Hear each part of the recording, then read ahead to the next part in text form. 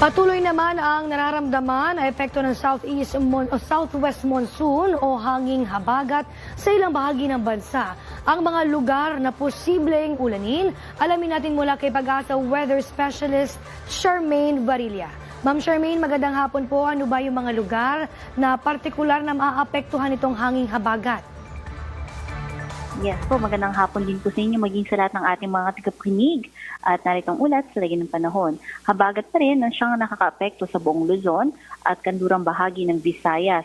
Magdudulot ngayon ng pagbugso-bugso malalakas na mga pag-ulan dito sa Metro Manila, Pangasinan, Zambales, Bataan, Tarlac, Pampanga, Bulacan, Cavite, Batangas, Occidental Mindoro at Palawan. Samantalang asahan din yung makulimlim na kalangitan na may kasamang kalat-kalat na mga pag-ulan, pagkidlat at pagkulog sa may Western Visayas at nalalabing bahagi ng Luzon.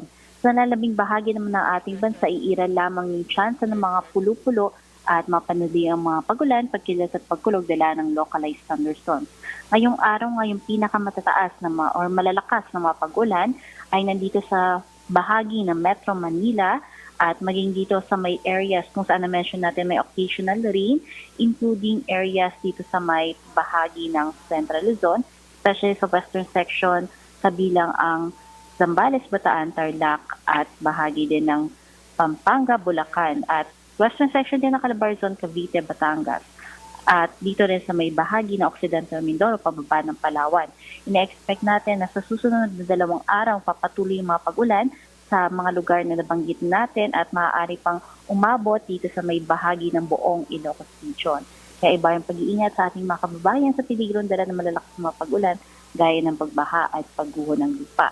At yan ang ating latest mula dito sa Pag-asa Weather Forecasting Center. Charmaine Varilla, nag-uulat. Maraming salamat Pag-asa Weather Specialist Charmaine Varilla.